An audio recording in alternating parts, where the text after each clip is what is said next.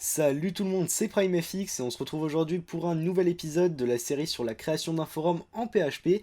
Et aujourd'hui, je vous propose simplement de voir comment lier les catégories et sous-catégories lors de la création d'un topic.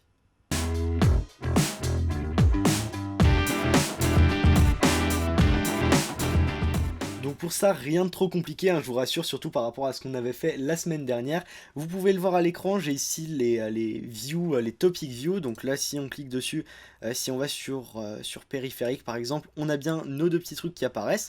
Nous, ce qu'on va vouloir faire, c'est un petit bouton. Alors je vais pas faire de bouton pour l'instant, je vais juste faire un petit lien tout basique à href égale quelque chose.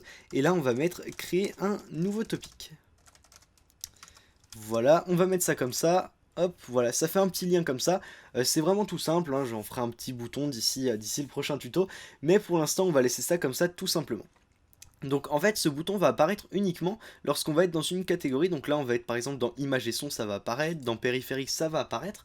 Et en fait, le truc, c'est qu'on veut justement lier cette catégorie. Donc en fait, le truc qu'on va faire, vous allez voir, c'est vraiment beaucoup plus simple que ce qu'on a déjà pu faire. Hop, oups, ouais, je voulais copier ça. Non, c'est pas du tout ce que je voulais faire. Voilà, non plus. Voilà, nickel. Donc, je ferme ça. Alors, on a ici, hop, je vais venir dans nouveau topic.php. Donc ici, la catégorie, ça va plus être une liste déroulante, mais ça va simplement être le nom de la catégorie dans laquelle on était juste avant. Donc, c'est-à-dire juste ici. Et sous-catégorie, ça va être les sous-catégories disponibles par rapport à la catégorie qui a été sélectionnée. Donc, on va venir faire ça.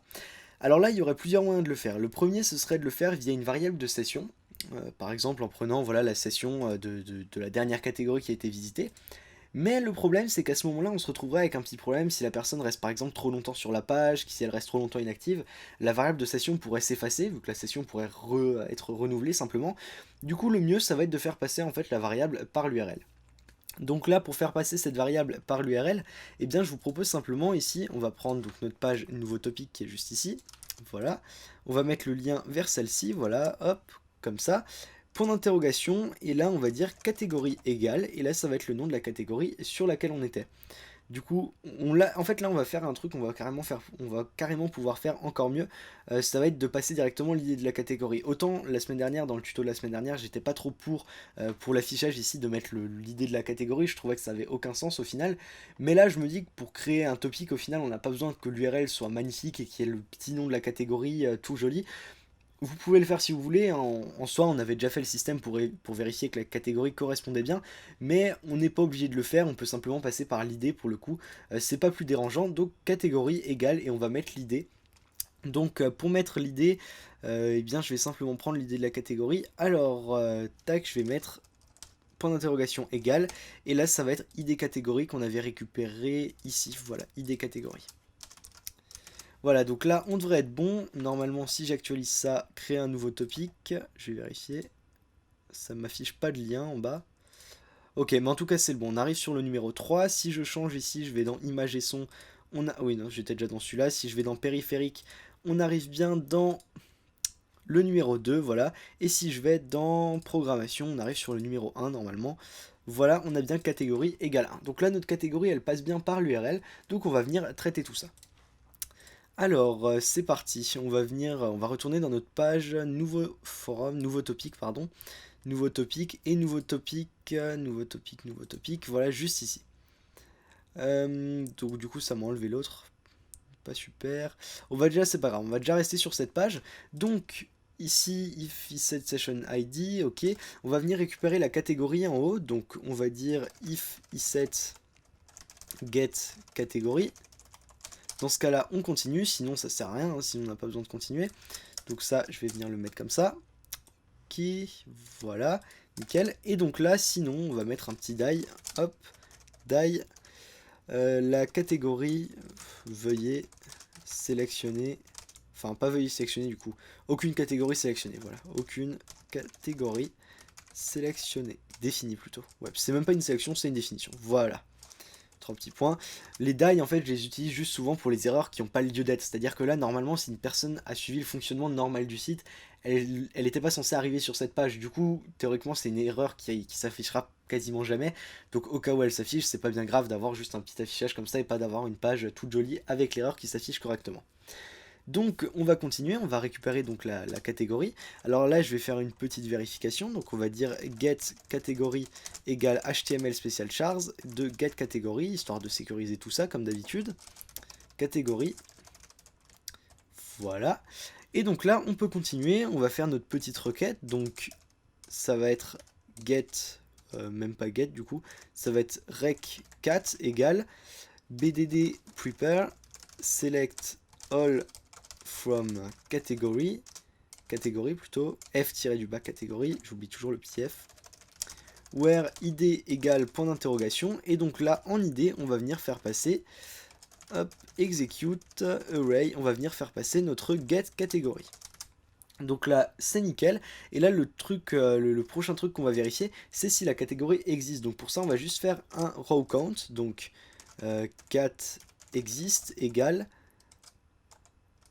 rec cat row count. Voilà, donc là si la valeur est égale à 1, c'est qu'elle existe, si elle est égale à 0, c'est qu'elle n'existe pas. Simplement si ça a trouvé une rangée, en fait une colonne, une ligne plutôt, dans le tableau, dans la base de données.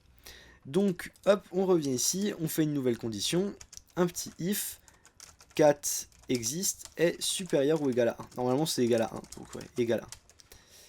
Voilà, hop, on va venir fermer ça tout en bas de nouveau, donc tout ça on peut de nouveau le décaler, hein, la validation du formulaire, ça se fera tout à la fin, else, et là on va de nouveau mettre un petit die, catégorie, invalide. Ok, et donc là si on revient en haut, on peut descendre, on peut sauter quelques lignes pour séparer tout ça, là ça c'est le traitement du formulaire.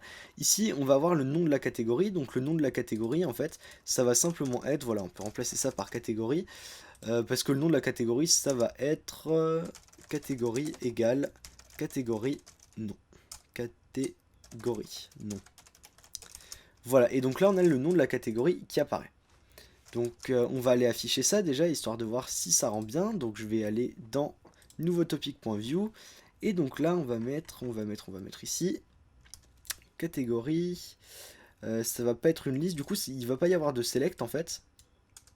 Voilà, on peut remballer ça, on va simplement afficher le nom de la catégorie, du coup là le nom ça va être dans la variable catégorie.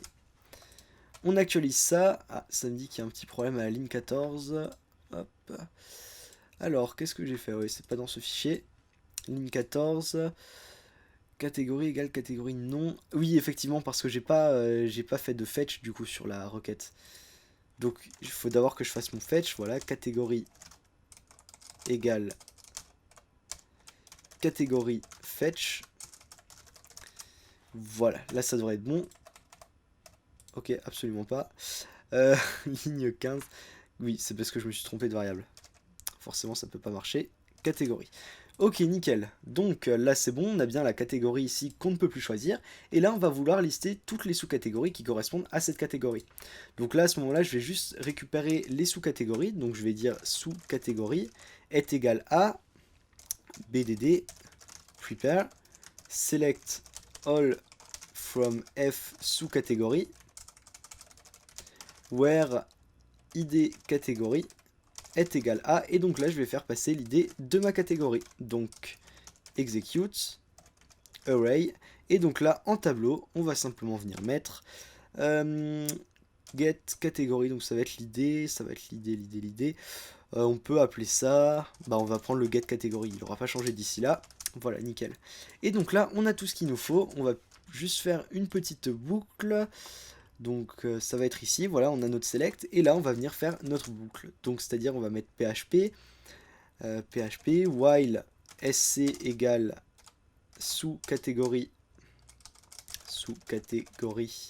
fetch. Tant que ça existe, on continue, donc on ferme, on vient fermer la petite boucle, et donc là tant que à chaque fois qu'on a une nouvelle valeur, en gros à chaque fois qu'on va avoir une catégorie, on fait simplement une boucle histoire de l'afficher. Et donc là, on va venir afficher SC non. Voilà, voilà, on devrait être bon. Hop, on va juste trier ça par ordre, alphabétique. Donc ici, order by non. Voilà, histoire d'être dans le bon ordre, ça peut toujours être plus pratique. Ça me dit juste qu'il y a une variable qui n'est pas définie. Alors, qu'est-ce que j'avais mis pour les sous-catégories? Pourtant, j'avais mis ça. Ah, j'avais pas mis de E. De S, voilà, voilà. Nickel.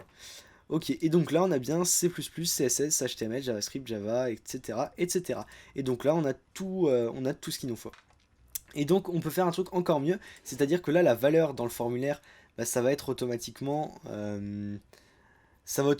être une des catégories qui va être ici. Donc, c'est-à-dire, ça va nous mettre C++, CSS, HTML. On peut faire passer comme valeur, ici, option, value égale. Et là, dans la valeur, on peut venir mettre l'idée de la catégorie directement. On fera quand même une vérification par la suite, histoire de voir si l'idée est le bon, histoire de voir si la personne n'a pas mis une idée d'une sous-catégorie qui n'existerait pas, et si la sous-catégorie coïncide bien, etc. Mais en tout cas, on peut déjà le faire passer, ça nous facilitera un petit peu la tâche. Donc je le fais passer, là ça ne fait aucune modification, hein, forcément, mais on va voir ça par la suite. Et là on va juste mettre un petit name égal sous catégorie. Catégorie, voilà, faut que j'arrive à l'écrire. Ok, donc là on va repasser dans le traitement du formulaire, donc c'est-à-dire à ce niveau-là. On va venir mettre sous catégorie est égal à HTML special chars de post sous-catégorie. Donc là, on va juste vérifier que ça l'envoie bien. On va faire un vardom de sous-catégorie. Et donc à ce moment-là, on n'a plus qu'à tester. On va voir si ça nous sort bien, une idée de catégorie. Donc ici, on a C++, poster le topic, ça nous met bien 6. Si ici, je mets PHP, ça va nous mettre 4, etc. Donc pour ça, pour le coup, on est bon. Donc on va enlever ce petit var dump, on va pouvoir faire, ouais, on va pouvoir rester comme ça. Et donc là, on va vérifier si notre sous-catégorie correspond bien. Donc, c'est-à-dire, on va faire une petite requête simplement. Verifie sc, voilà, égale bdd, prepare, select id from f sous-catégorie, where id égale point d'interrogation, and id catégorie égale point d'interrogation. Et donc à ce moment-là, on va pouvoir faire d'une pierre deux coups, en fait, parce qu'on va exécuter ça, array. Et donc là, au milieu, on va faire passer l'idée de la sous-catégorie. Donc c'est ce qu'on va récupérer juste ici, hein, dans sous-catégorie. Voilà, id égale. Et en deuxième valeur, l'idée de la catégorie, histoire de voir si ça coïncide bien. Donc ça va être le get catégorie qu'on a juste ici. On va décaler tout ça. Hop. On va faire une petite boucle. If, je vais juste faire du coup le verifie sc égale verifie sc raw count. Voilà, et donc si ça existe, si notre verifie sc égale 1, dans ce cas-là, on va pouvoir continuer. Donc on se place ici, on vient se placer à la fin, et à ce moment-là, je vais séparer un petit peu tout ça, voilà, on met un petit message d'erreur si jamais, si la catégorie n'existe pas, et on va dire sous-catégorie invalide. Catégorie invalide. Voilà, on actualise ça, voilà, renvoyer, là on vérifie, voilà, il y a une erreur quelque part. À la ligne 29, ça nous dit que ID, ah oui c'est vrai que je l'avais mis en français, donc c'est pas Y mais c'est IE, nickel. Renvoyer, donc là ça ne nous met pas d'erreur, ça nous dit qu'il faut compléter tous les champs, mais sinon on n'a pas d'erreur particulière. Si je mets Java ici, voilà, peu importe. Par contre, si je viens faire un petit examiner l'élément, voilà, c'est le truc qu'un hacker, entre guillemets, pourrait faire. Donc on va venir dans le select, on va prendre par exemple C++ qu'on a ici, on va venir mettre, je sais pas, 953, voilà, hop, on envoie ça. Et là, ça me dit bien sous-catégorie invalide, parce que le truc 953, bah, ça n'existe pas. Ou même si on vient prendre une sous-catégorie qui correspond à une autre catégorie, ça nous mettra l'erreur. C'est-à-dire ici, si je viens prendre par exemple microcast, donc c'est la sous-catégorie qui a l'ID 13, je vais venir la mettre ici, examiner l'élément. Ici, on va avoir le numéro 13, donc c'est une sous-catégorie qui existe, même si elle ne correspond pas à cette catégorie directement. Poster le topic. Et donc là, il nous remet bien sous catégorie invalide. Et si je le reposte avec la bonne valeur, voilà, ça me dit que c'est bon, il faut juste compléter tous les champs. Maintenant, le dernier truc qui nous reste à faire, ça va être d'insérer tout ça. Donc pour le coup, bah, il va falloir faire plusieurs insertions, en fait, tout simplement. Donc on va faire une nouvelle insertion, égale bdd prepare, insert into f catégorie, ça va être f topic catégorie. Ensuite, niveau des valeurs, on va avoir, donc là je vais déjà mettre ça, voilà, comme ça c'est préparé. Niveau des champs, on va avoir l'idée du topic, donc ID topic. Ensuite, on va avoir l'idée de la catégorie, alors on va vérifier ça. Hop, ID, la ID topic catégorie, voilà. F topic catégorie. Ah, effectivement, ça marche plus. J'avais remplacé ça par un tiret du bas dans l'autre épisode, dans l'autre tuto. Non, toujours pas, d'accord. F topic catégorie. Voilà, nickel. Donc, ici, on a bien l'idée du topic, idée de la catégorie et idée de la sous-catégorie. Et donc, ce qu'on va venir faire ici, eh bien, on va venir remplir, simplement compléter ces champs. Donc, on a tout ce qu'il nous faut. Hein. De toute façon, on a l'idée de la sous-catégorie ici. On va avoir l'idée de la catégorie qui va être dans le get catégorie. Donc tout ça, on va venir les prendre, donc les values, je vais déjà compléter ça, je vais commencer un petit peu, je vais faire ça dans un sens un peu bizarre. On va avoir besoin de 3 valeurs, ins execute, array, voilà. Ici, on va faire passer le get catégorie et le sous-catégorie, voilà. Comme ça c'est fait. Et donc là, il va nous falloir l'idée du topic, et donc ça, pour le récupérer, vous allez voir, c'est pas bien compliqué. Je vais juste préciser ici les champs, donc ça va être id catégorie et id sous-catégorie. Voilà, et donc l'idée du topic, ici, on va simplement la récupérer là. Une fois qu'on a inséré notre topic, on va venir faire une petite requête, histoire de récupérer l'idée du dernier topic. Donc, lt pour last topic, égale bdd, query, select id from f topic, order by id desk, limite 0,1, histoire de récupérer uniquement le dernier. Voilà, on devrait être bon. Ensuite, je vais faire lt égale lt fetch. Et ensuite, lt est égal à lt. Et donc là, ça va être l'idée. Voilà, nickel. Et donc là, lt, voilà, pareil, id topic, ça va être ça en fait, ça va être ça l'idée du topic. Donc id-du-bas topic. Et donc là, on a terminé en principe, c'est nickel.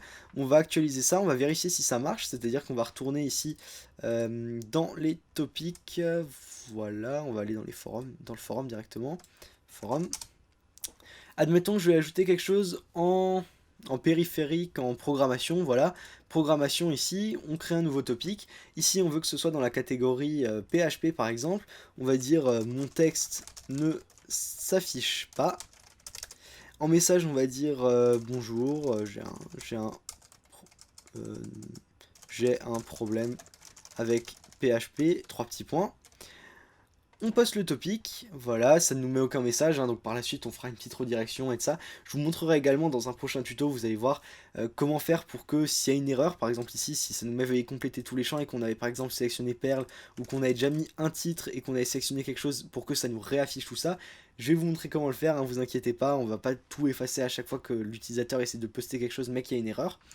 Mais là en tout cas je vais aller regarder dans programmation, donc déjà ça s'écrit bien ici, mon texte ne s'affiche pas. Et si je vais dans programmation et que je vais dans PHP, ça s'affiche bien, donc c'est nickel. Là il y a juste un petit truc dont je me suis rendu compte, c'est que ce topic c'est le plus récent, hein, qui est juste ici. Donc ce qu'on va faire, c'est qu'on va vouloir l'afficher en premier. Donc on va juste revenir, hein, je complète un petit peu ce que je vous avais montré la semaine dernière, mais on va venir compléter ça simplement en allant dans forum topic de nouveau, voilà, donc forum topic. Et donc ici, dans notre requête super longue qu'on avait faite, on va dire order by f catégorie, non c'est f-du-bas topic.id desk. Et donc là, normalement, attention, voilà, c'est dans le bon ordre. On aura donc vu comment mettre ça en place, donc là on a vraiment notre système d'ajout de topic qui est fonctionnel. Donc dans les prochains tutos je vous montrerai plus, je vous parlerai plus un petit peu de l'ergonomie, donc c'est-à-dire justement ce que je vous disais par rapport aux erreurs, que ça n'efface pas tout à chaque fois.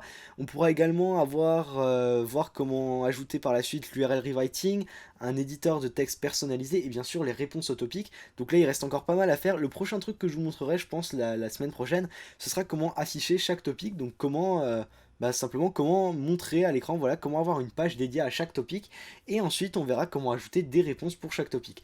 Donc pour être honnête, là je trouve qu'on a déjà fait une très bonne partie, hein, avec ce petit système. On peut déjà créer un topic et le classer dans les catégories et sous-catégories. À vous maintenant de rajouter des catégories et des sous-catégories. Mais pour le coup, voilà, on a déjà une bonne petite partie, je trouve, je suis assez content de ce qu'on a déjà pu faire. Ensuite, bah, franchement, j'ai plus rien à rajouter. Pour le coup, du coup, c'est la fin de ce tuto. J'espère qu'il vous aura plu. Si c'est le cas, eh bien, je vous invite à mettre un pouce bleu, à le partager si vous avez des potes, de la famille, des collègues, etc. Qui s'intéressent à la programmation et au développement web. Je vous invite également à vous abonner à ma chaîne YouTube si ce n'est pas déjà fait. Vous pouvez également me suivre sur les réseaux sociaux qui sont dans la description. Voilà, les liens sont en bas. Et qu'est-ce que je veux encore dire? Oui, bien sûr, je ne l'ai pas reprécisé, mais si vous regardez cette vidéo depuis YouTube, il y a un lien dans la description pour retrouver tout le code qui a été utilisé dans cette vidéo sur mon site internet. Voilà, sur ce, moi je vous dis à la semaine prochaine pour le prochain épisode.